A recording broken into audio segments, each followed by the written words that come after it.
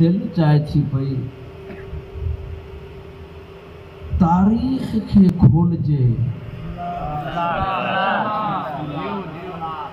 ताकि कुछ चेहरा ज़ाहिर थियनि।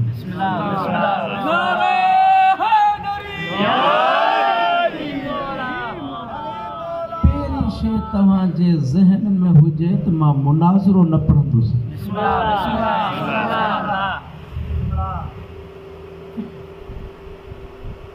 साथ मुसां हुजे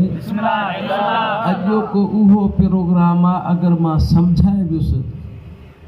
पूरे अशरे जो मुंहिंजो थक लही वेंदो। जॾहिं न मके जे अंदरि कुझु अदियान वधण शुरू थिया, को आयो जे सिज खे सजदो कयो, को आयो के चंड खे सजदो कयो, के आया जिन्हनि सितारनि खे सजदो कयो,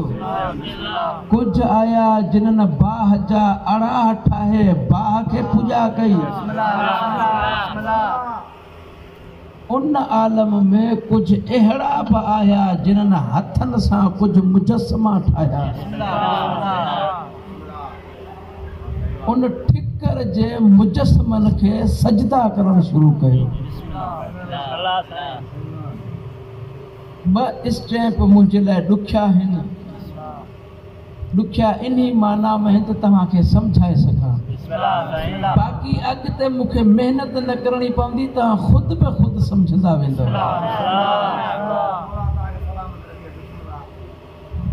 इन आलम में जॾहिं अगियार वधंदा विया, अल्लाह जी ज़ात चाहियो हाणे उहो मक़ाम आहे जो मां पंहिंजे हबीब खे मोकिलियां।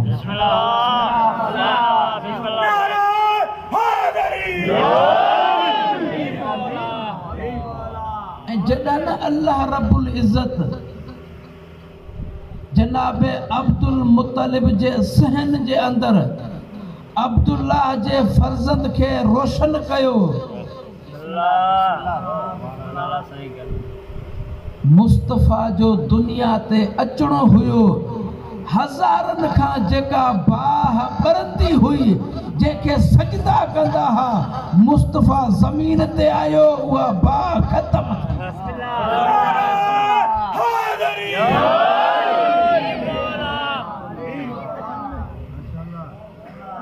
असल दीन समझ में तॾहिं ईंदो जॾहिं मुस्तफ़ा खां शुरू थींदा।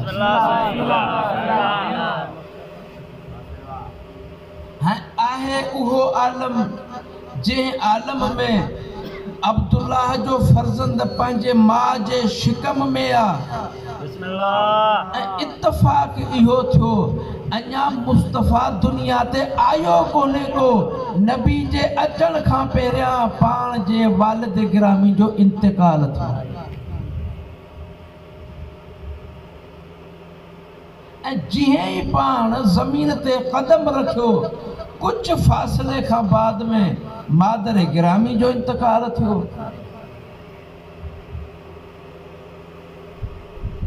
हाणे अब्दुल मुत्तलिब जेको मुस्तफ़ा जो ॾाॾो आहे, जेके तारीख़ सां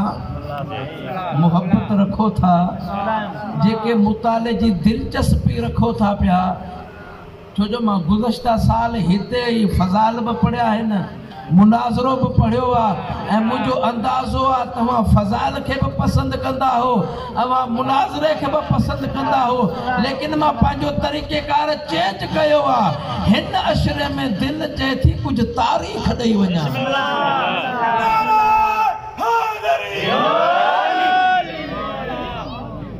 जॾहिं न मुस्तफ़ा दुनिया ते आयो,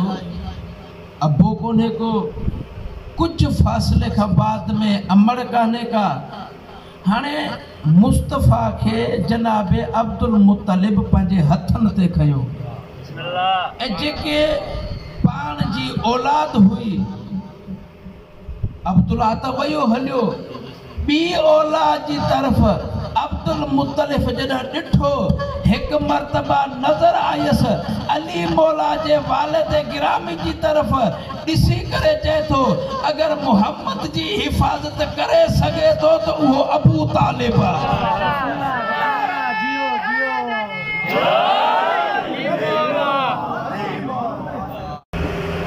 जनाब अब्दुल मुत्तलिब मुहम्मद मुस्तफ़ा के खयो हज़रत अबू तालिब जे महज़र में आया। जनाब अब्दुल मुत्तलिब पंहिंजे फर्ज़ंद अबू तालिब खे चवनि था पिया ही अब्दुल्लाह जी निशानी आहे ऐं मां हिन में जेको असां वटि हिकु तारीख़ आहे हिकु किताब आहे उहो किताब इब्राहिमी आहे। आख़िरी नबी जा जेके औसाफ़ आहिनि उहे सभु हिन में।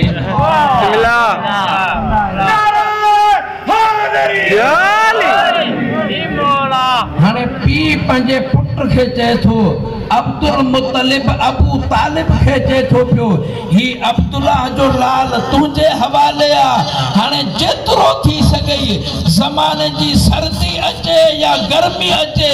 उहा तूं बर्दाश्त कजां अबू तालिब जे लाल जी हिफ़ाज़त कजां।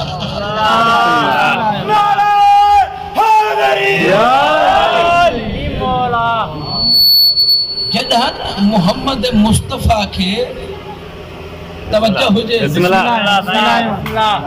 अबू तालिब पंहिंजे हथनि ते खयो। हाणे मुंहिंजी तरफ़ ॾिसो था कि मां पढ़ा पियो जॾहिं न हज़रत मुस्तफ़ा खे अबू तालिब पंहिंजे हथनि ते खयो। हाणे आयो घर जी तरफ़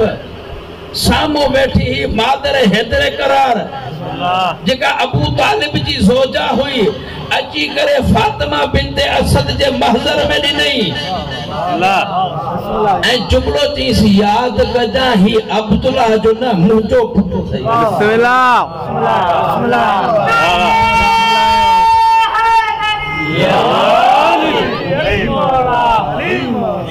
एक जुमलो चवां थो पियो जेको मुंहिंजे इनवान में कोन्हे को फ़क़ति तव्हांजी मोहब्बत लाइ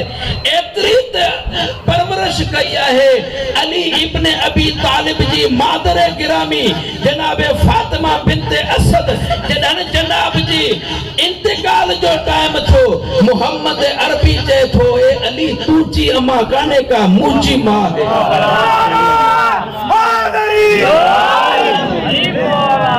एॾो प्यार ॾिनई जो मुस्तफ़ा पंहिंजी चादर लाथी अली जी मां खे कफन ॾिनो। अब्दुल्लाह जो प्यारो फर्ज़ंद मुहम्मद मुस्तफ़ा अबू तालिब जे घर में आयो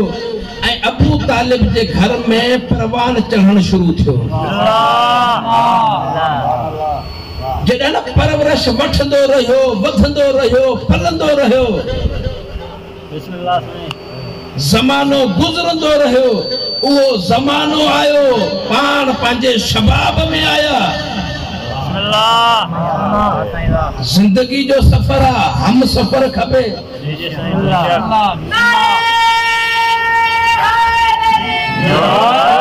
परेशान न थीजो मां कोशिश कंदुमि तव्हांखे सम्झाए पोइ जॾहिं उन जवानी जे आलम में पहुता हाणे तक़ाज़ा इहा आहे जो शादी थिए हिकु हम सफ़र मिले ऐं पाण हम सफ़र अहिड़ो त इख्तियार कयो जंहिंजो नालो ख़दीजतुल कुबरा आहे।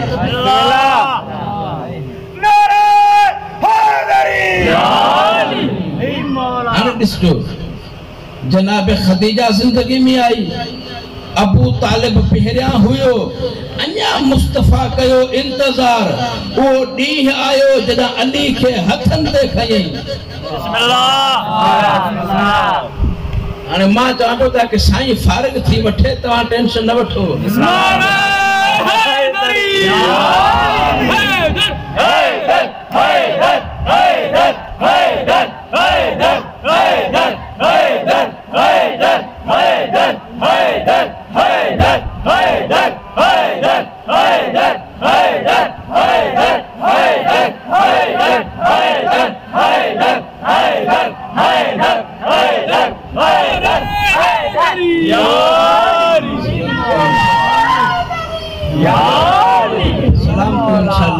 छो जो मां चवां पियो अगर मां अॼु समझाए वयसि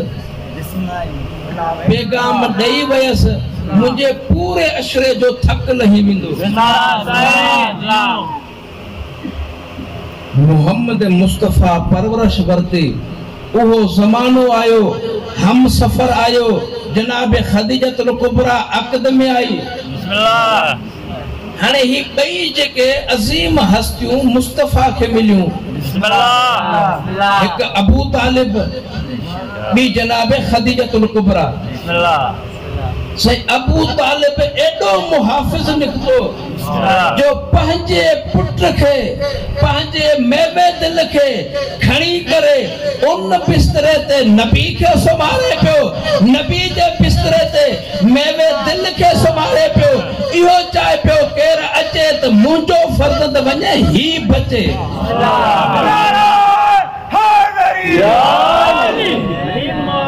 जॾहिं के मद मुक़ाबिल सां का बहस थींदी आहे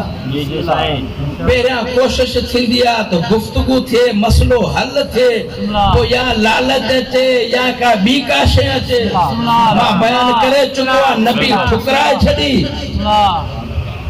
हाणे ॿियो दौर थियो ताक़त जो कुवत जो या हिन खे झुकायूं या हिन खे हटायूं।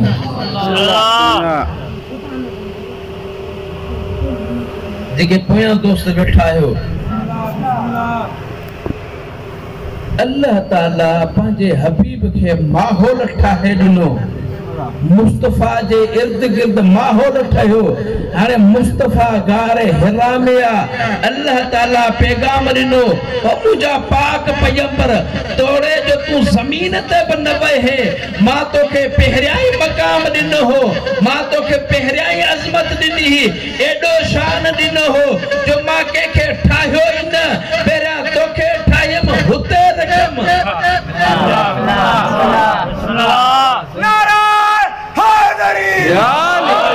मकाम तोखे पहिरियां ई मां ॾेई छॾियो आहियां लेकिन छो जो तव्हां ऐलान नबूवत कोन कयो आहे एतिरो वॾो अरसो तव्हां इंतज़ार कयो आहे। हाणे अल्लाह ताला जी पहिरीं वही नाज़िल थिए थी बिस्मिल्लाहिर रहमानिर रहीम इक़रा बिस्मि रब्बिकल लज़ी ख़लक़।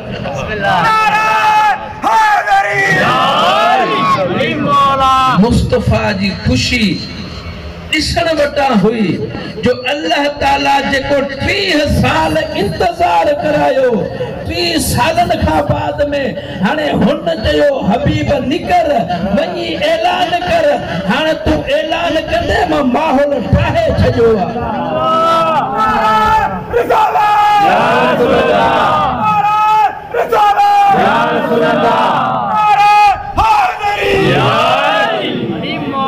मुस्तफ़ा निकता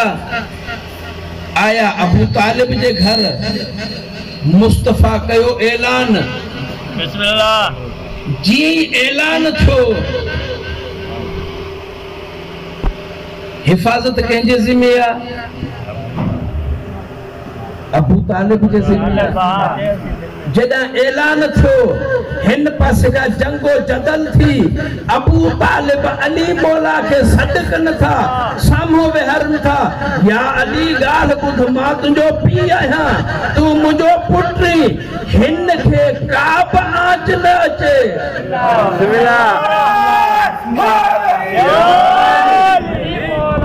अली मौला चयो ओ बाबा साईं तव्हांजो एतिराम पंहिंजे मक़ाम ते लेकिन मां ईअं थोरी आयो आहियां हिन त मूंखे घुरायो हो रब यादि छॾी मुतखलस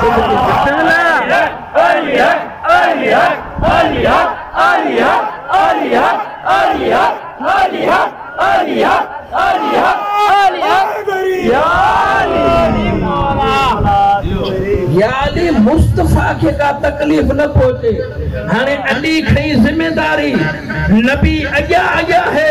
अली पोया पोया है मां बयान करे चुको हां तकरार न थो कयां लेकिन जे जसारत कई कंहिंजो हथ वयो मंटो ऐं टुंटो करे अली वापस कयो मता नबी जो नालो वंदो बिस्मिल्लाह हैदर हैदर हैदर हैदर हैदर हैदर हैदर हैदर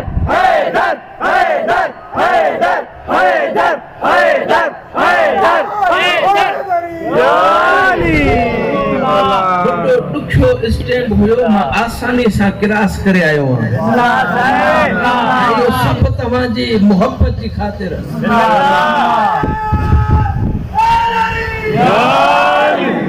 इस्लाम जा इब्तिदाई दी हिन इस्लाम नौ थो परवान चढ़े तवज्जो हुजे मुझे तरफ इस्लाम नौ थो परवरिश वठे हिन पासे का हिफाजत तवा समझी छडी जडा न मुस्तफा ऐलान कयो पहलो कलमो यो हो कूलू ला इलाहा इल्लल्लाह तुफलिहू मुस्तफा बियो कलमो इरशाद फरमायो अल मुस्लिमो लिल मुस्लिम अखुन एक मुसलमान बे जो भा है हाने जेके यहूदन वट गुलाम हुया साईं तव्हां अगर तारीख पढ़ो जेके हुनन जा जुल्म हुया पांजे नौकरन ते कंदा हा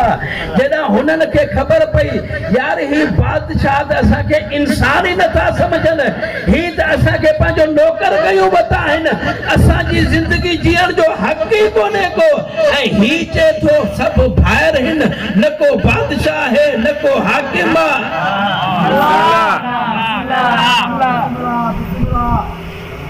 हाने हिनन चयो यार पो ही त पैगाम भलो आयो जदा सब इंसान आयूं जदा सब दुनिया ते अचूं था तो हर के हक न पंहिंजी जिंदगी बसर करे के करी जसरात जो के नौकर करे के गुलाम करे बिस्मिल्लाह नारा तकबीर अल्लाहु अकबर नारा तकबीर अल्लाहु अकबर नारा रिसालत या रसूल अल्लाह या रसूल अल्लाह या अली या अली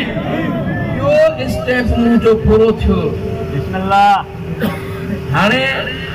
जेके हुया जिन्हन जे दरमियान इस्लाम रोशन थियो दिलो मुनव्वर थिन थियूं पैगाम पहुंचे थो हाने सब जा सब हुनन के छड़े करे इस्लाम में दाखिल था बिस्मिल्लाह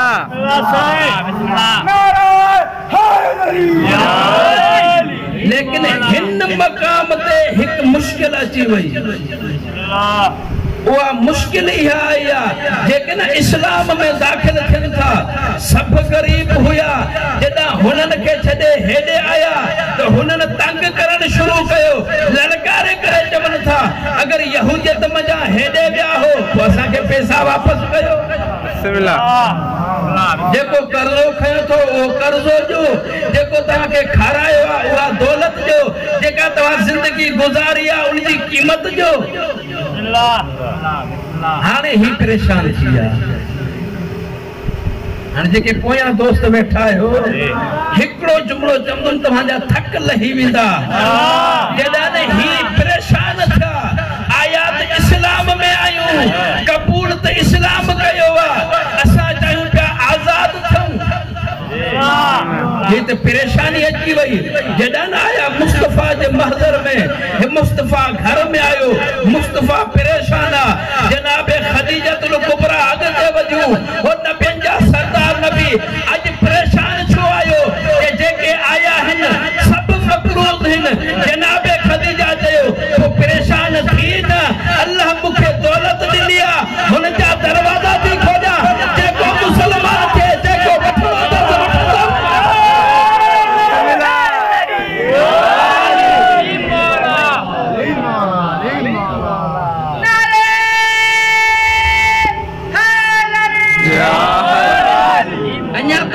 थक लहा अबू तालिब हिफाजत कई अबू तालिब परवरिश कई अबू तालिब पालियो जनाब खदीजा माल दिनो जनाब खदीजा दौलत दिनी हाने अल्लाह ताला कुरान में बिनन जा कसीदा तो पढ़े वो रब चे तो पियो पंहिंजे हबीब के जडन इस्लाम फैलजी चुको आ हाने अल्लाह ताला मुस्तफा के चे तो फलम यजिद यतीमन फावा मुझा नबी तो यतीम होए जदा दुनिया ते आए तो पी पहरिया उठी वयो हो जदा तू जमीन ते आए कुछ फासले का पो अमर जो पे इंतकाल थो तू तो यतीम होए अल्लाह तो दवे फलम यजिद यतीमन फावा तो के यतीम पातो सी असा तो के परवरिश दी आ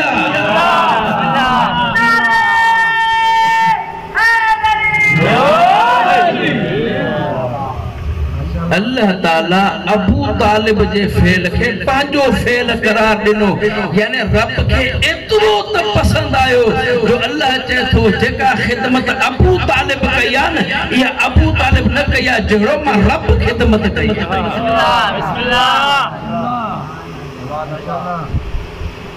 जी अबू तालिब जो स्टेप अल्लाह ताला बयान कयो फौरन उनी सूरत में बी आयत अल्लाह रब्बुल इज्जत नाज़िल कई मुस्तफा के चए तो के पोया दोस्त बैठायो फलम यजिद यतीमन फआवा ववजदक ज़ालन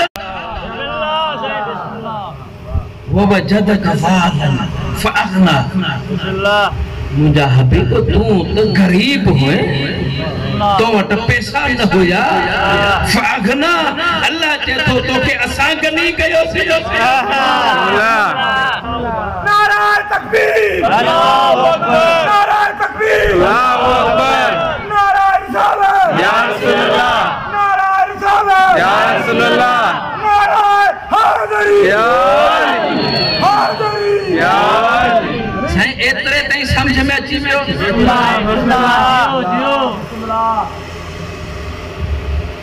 छा इए आहे जो अल्लाह ताला हर कंहिंजे फेल खे पंहिंजो फेल चवे मूसा नबी अल्लाह जो पैगंबर गुज़रियो आहे जॾहिं मूसा नबी खे फिरौन जी हेबत खां फिरौन जे ज़ुल्म खां फिरौन जे हिन पूरी जेका निजस इरादियत हुई उन खां महफूज़ रखण लाइ मूसा नबी जी मादर गिरामी हुन खे पेती में बंद करे पानी जे हवाले कयो मूसा नबी कंहिं वटि पलियो कंहिं वटि परवरिश वरताई उन वटि जेको चए पियो त ॿार जेको अचे उनखे माराए छॾियो फिरौन वटि पलियो हाणे आहे अल्लाह जो नबी परवरिश वरतिया फिरौन वटि हो मुंहिंजा अल्लाह हिते बि मोहम्मद नबी आहे हुते बि मूसा नबी आहे जंहिं वटि मोहम्मद पलियो चई मां पालियो आहे जिथे मूसा पलियो उते जो छा हुकुम आहे अल्लाह क़ुरान में चए थो हो मूसा तोड़े जो तोखे फिरौन पालियो पर मां रब चवां थो इस्लाम जो पैगाम खणी वञे यानी अल्लाह ताला फिरौन जे फेल के पांजो फेल करार न है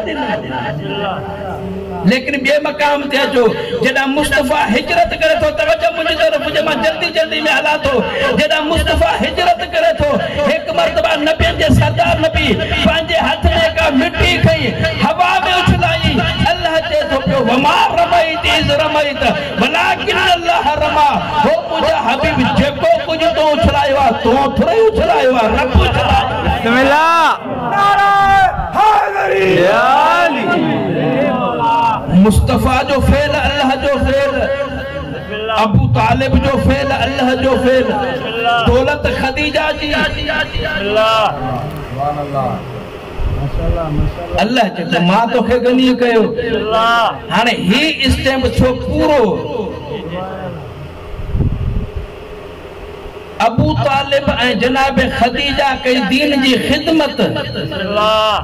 हाने अल्लाह ताला अबू तालिब जी दस्तार के अली जे सर ते रखी जनाब खदीजा जी चादर के जनाब ज़हरा जे सर ते रखियो हाने अल्लाह ताला चयो अबू तालिब जो वारिस अली बिस्मिल्लाह हैदर हैदर हैदर हैदर हैदर हैदर हैदर हैदर हैदर हैदर हैदर गाल समझ में अचे थी पई मां चाहां थो कुछ तारीख़ जा पोयां वारो जुमलो दोहराया ही त मक्तब आ न जी बिस्मिल्लाह ही त मदरसो आ बिस्मिल्लाह हिता कुछ पेराए करे बाहर निकरो अबू तालिब खे ऐं जनाब खदीजा खे अल्लाह ताला एक बियो शान दिनो बिस्मिल्लाह अल्लाह ताला शान इहो दिनो तवज्जो मुझी तरफ हुजे।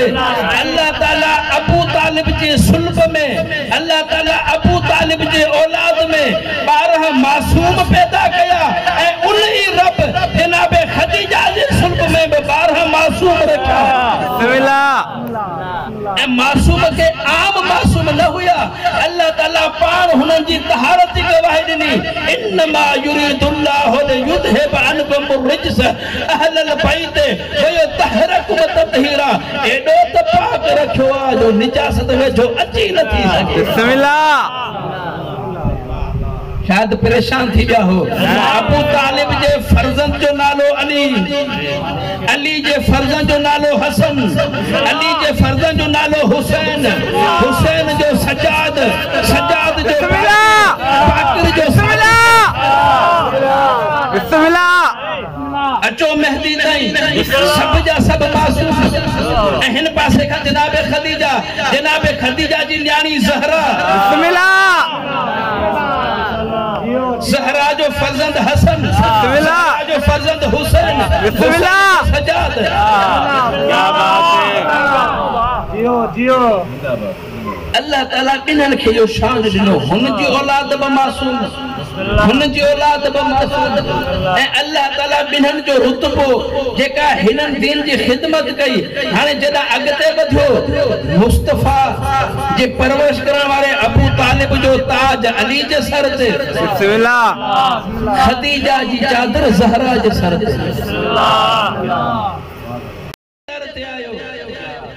इस्लाम जे फहलजण जा दी हुया, इस्लाम जी हिफाजत जा दी हुया। हाने अली मौला जे थो हो नबियन जा सरदार नबी, चाहे जंगे बदर हुजे, चाहे खंदक हुजे, चाहे हुनैन हुजे, चाहे सुलह हुदैबिया हुजे, ए मुस्तफा चवंदे सुलह हुदैबिया में तलवार रखी कलम खण त कलम खणदम, चवंदे कलम रखी तलवार खण त तलवार खणदम। हाने मुंहिंजी जिंदगी तोसां गदा जीअं चवंदे अली ईअं कंदे।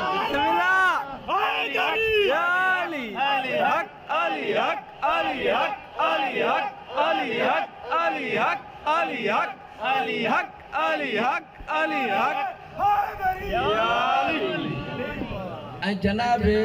ज़हरा जी जिम्मेदारी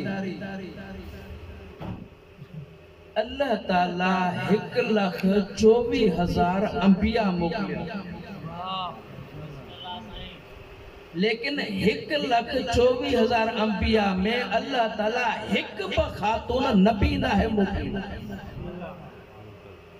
बुधण चाहो था तो मौजू चेंज कयो। 1,24,000 अंबिया, उनन मां हिक ब बिस्मिल्लाह साईं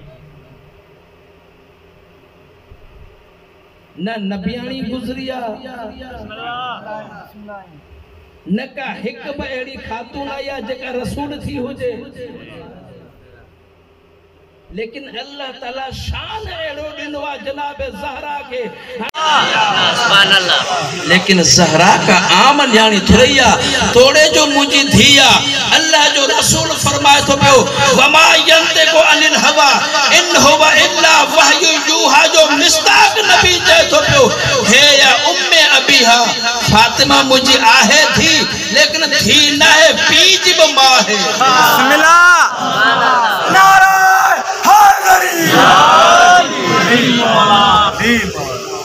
जनाब सैयदा जे अलकाब मझा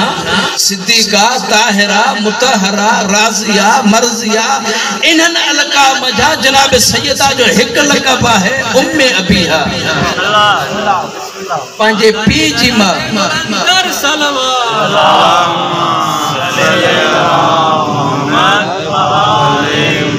सैयदा का आम जात का अल्लाह ताला जनाब सैयदा के कमाल एड़ो दिनो आ। मुझे इल्म में है जो ही प्रोग्राम खवातीन वटबा है तो मां एक पैगाम जा जनाब सैयदा ज़हरा सलामुल्लाह अलैहा का नबियन जो सरदार नबी सवाल करे तो ए मुझे न्याणी फातिमा मुखे इहो बुधा तो औरत जी जीनत छा है।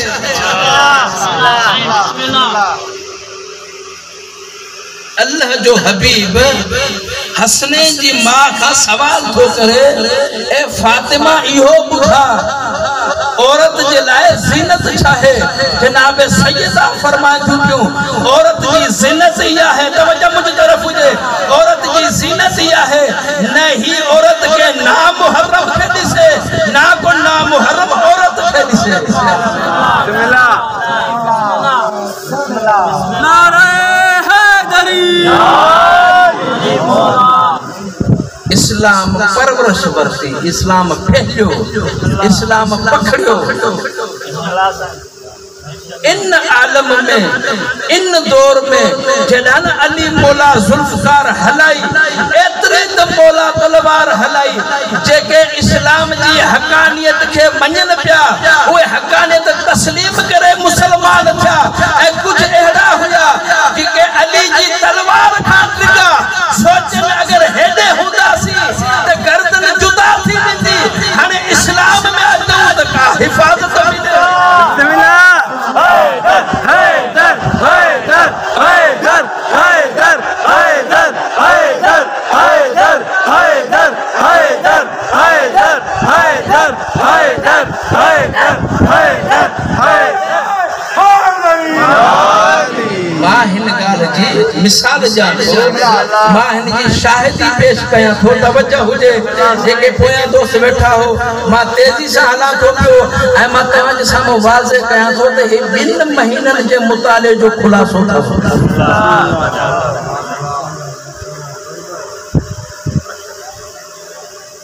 जिन्हनि अली जी तलवार के हलंदे ॾिठो तो वो समझी विया अगर इस्लाम कबूल नथा कयो तो वो हिन सां गॾु न हूंदो इस्लाम में दाखिल थिया जिन इस्लाम में दाखिल थिया इस्लाम को आम दीन तो हुयो ना इस्लाम को आम कानून तो हुयो ना इस्लाम का आम शरीयत हुई ना छो जो इस्लाम एक पैगाम हुयो इस्लाम वो शे हुई जका अल्लाह दी हुई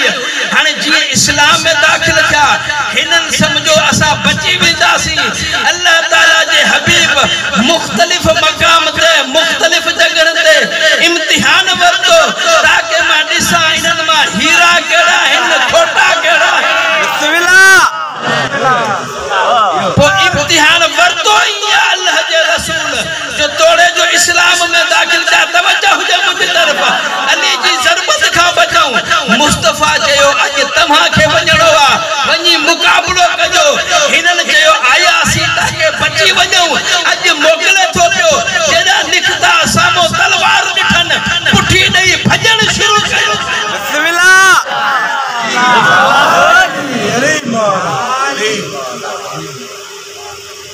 ये जुमलो जरूरी हुयो जमन मुखे अग्या कमी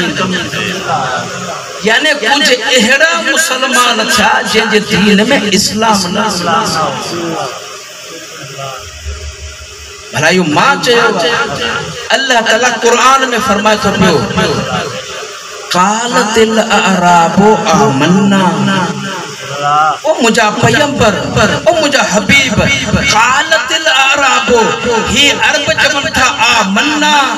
असा ईमान आंदोआ असा मोमिन थयायूं अल्लाह चे थो पियो रब चे थो पियो जे ठायो आ जे दिलूं ठायूं हन जे ईमान जा रुतबा रखया हन वो खालिक चे थो पियो ईमानो फी कुलूबिकुम इनन जे दिलन में ईमान दाखिल कोन थियो आ बिस्मिल्लाह नारा तकबीर अल्लाहु अकबर तकबीर अल्लाहु अकबर नारा रिसालत या रसूल अल्लाह नारा रिसालत या रसूल अल्लाह नारा हैदरी या अली या अली किंजो भी माना तो लेकिन कुछ हुआ जेके दाखिल था अल्लाह चयो कुरान में तो इनन ईमान कोन आंदो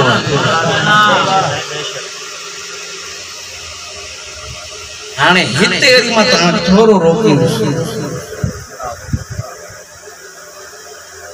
जदा को दुश्मन हमलो कंदो आ तहां जी जिंदगी जो तजुर्बो आ बाहर अची करे बढ़ण वारो वो दुश्मन वधिक होंदो आ या सफन में वेही करे बढ़ण वारो ॾाढो ॾुखियो होंदो आ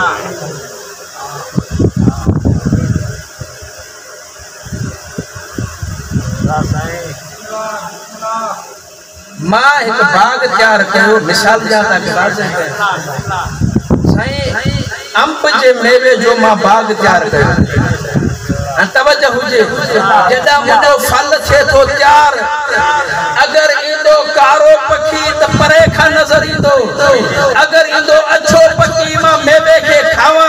परे खा नजर इंदो लेकिन जेको साओ पखी इंदो बाग जो कलर बसाओ पखी बसाओ यानी जो दाखिली होंदो परे का महसूस न थींदो तेजी माना जो वडो नुकसान दींदो वो दाखिली दींदो हाने जका तवा जिंदगी बसर कया मुखा वधिक मुजा बुजुर्ग बैठा है इन्हीं मिसाल जो सहारो थो वो कोशिश कई वही त असा केड़े ब तरीके सा हिन इस्लाम के खोखड़ो कयो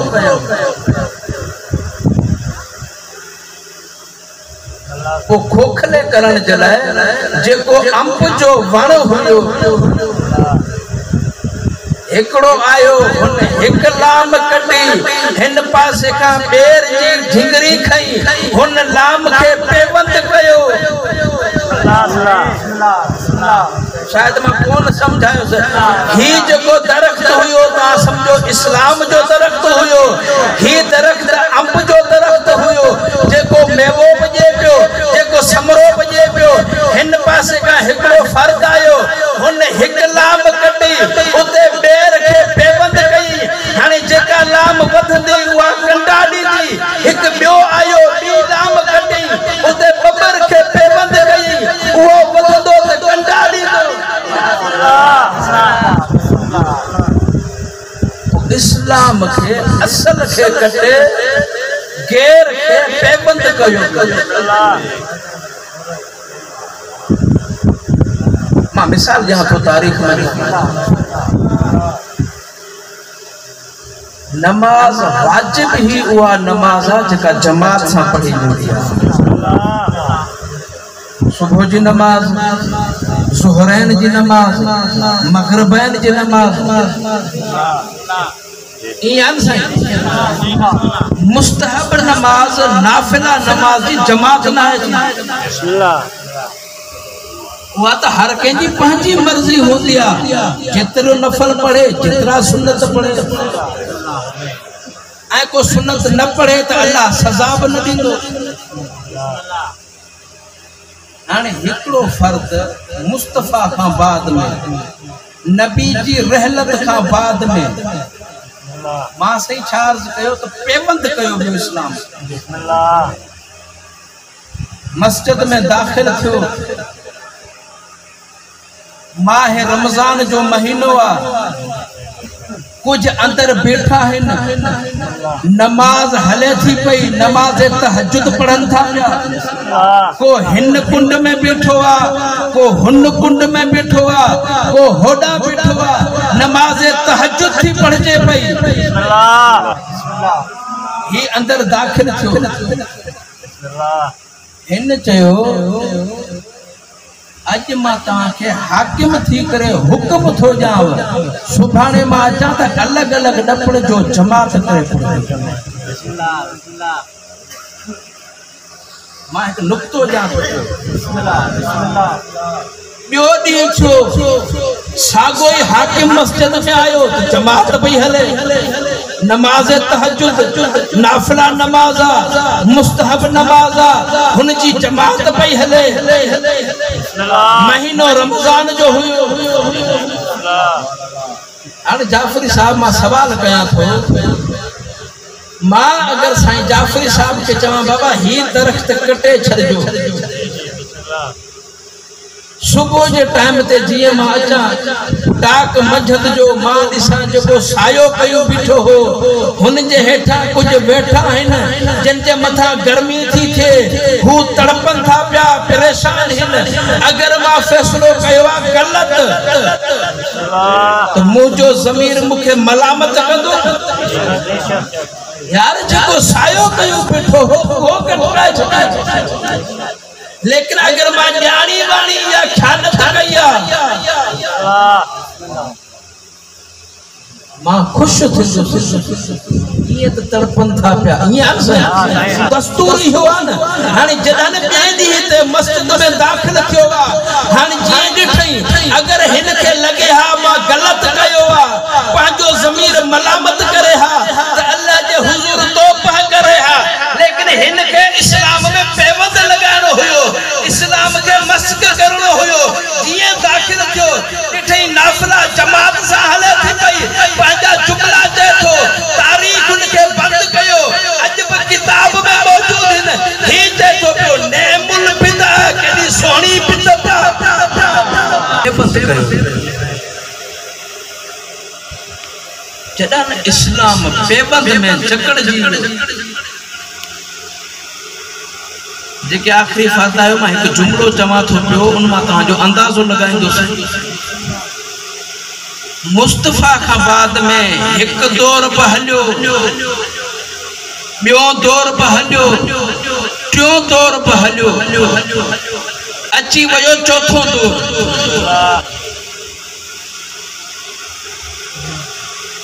अल्लाह ताला जे पाक हबीब जी मस्जिद उन मस्जिद में अली मौला के खिलाफत मिली मौला अली जो पहरियों डी हा मौला मस्जिद में आयो मौला अची करे बिठो उन मुसल्ले ते ताके जमात कराया कुछ मौला जे पोया बिठा तवज्जो मुझे तरफ जे जेके पोया बिठा हुया उनन में एक नबी जी जिंदगी जो नबी जो सहाबी हुयो लेकिन उम्र एतरी थी चुकिया सफेद रीशा अखिन का नाबीना दिसे कौन थो पियो बीठो जमात में अली मौला नमाज पढ़ाई इनके खबर ना है नमाज पढ़ाई के है जिन अली मौला नमाज पढ़ाई खत्म कई एक मर्तबा फर्रा रखे तो हो वल्लदी रजुल यज़्कुरु सलात नबी ही केड़ो जवान हुयो जे नबी जी नमाज याद कराइया हक अली हक अली हक अली हक अली हक अली हक अली हक हक अली हक अली हक अली हक अली हक अली हक अली हक हैदरी हाने मां तवा का सवाल कया थो अल्लाह जे पाक पैगंबर जो सहाबी वो सहाबी जे थो बुढ़ड़ो सहाबी के नमाज पढ़ाइया अज नबी जी नमाज याद आया हाने मां तवा का सवाल कया थो तेजी माना नबी का वठी करे अली ताई नबी जी नमाज ही न रही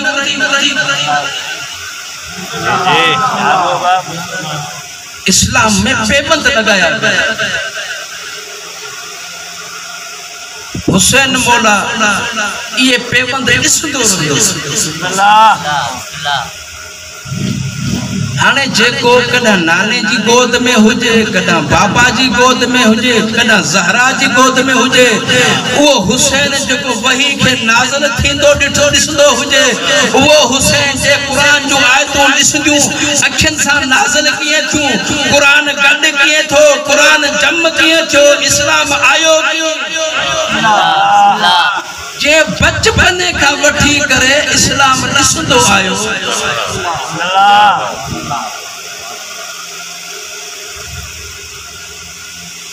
हाने वो हुसैन चए थो पियो इस्लाम त रहियो कोने को अबू तालिब जी दस्तार कंहिंजे सर ते आई अली मौला जे सर ते हाने मार्ज कयो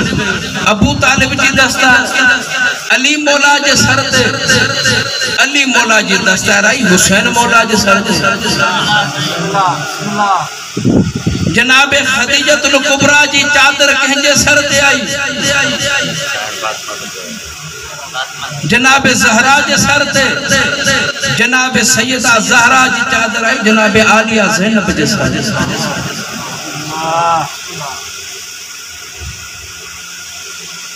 हाने हुसैन मौला भेण के सद करे चए जेको इस्लाम नाने आंदो हो जेको इस्लाम बाबे फैलायो वो तो रहियो कोने इस्लाम में पेबंद लगी हुआ है। इस्लाम जे असल दरख्त के असल शाख के कटे छड़ियो।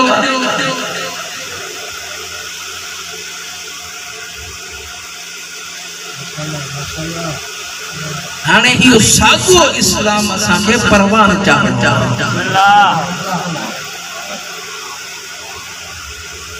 लेकिन परवान किए चढ़ंदो? थोड़ो मूंसां तबियत मिलायो। मां मसाब की तरफ वञा थो, जो अमा जी ज़हमत खे दूर कयां थो, लेकिन नतीजो ॾेई वञा। हुसैन मौला पंहिंजी भेण खे चए थो पियो, जनाब आलिया खे चए थो पियो, ॾाॾा अबू तालिब इस्लाम के फैलाण जे लाइ बाबा के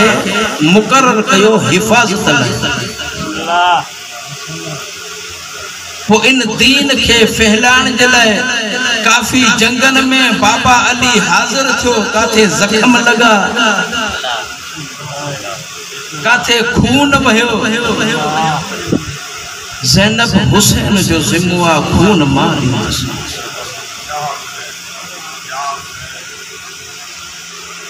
हिकड़ो जुमलो चवां, मसाब कोन थो पढ़ा। हिकड़ो जुमलो चवां, जॾहिं न यज़ीद हुसैन मौला खां बैत तलब कई, यज़ीद हिकु जुमलो चयो। मां पढ़ी चुको आहियां, हिते फ़क़त तकरार कयां। यज़ीद चयो हो, लअबत हाशिमुन बिल मुल्क। लअब चवंदा आहिनि रांदि खेॾण। यज़ीद लईन चए थो पियो, लअबत हाशिमुन, नबी जो खानदान हाशिम।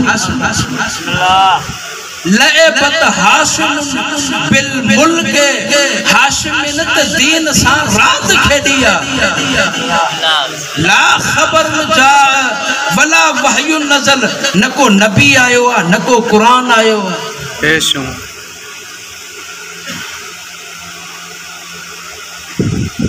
ही लईन दीन जो मुनकिर थी बिठो। हाणे हुसैन मौला जॾहिं न मदीने खां निकिरे थो पियो, हाणे इमाम पंहिंजा जुमला चए थो पियो, इन्नी लम अखरुज अशरन वला बतरन वला मुफसदन वला ज़ालिमा, बल खरजतो लितलबिल इस्लाह ले उम्मत जद्दी।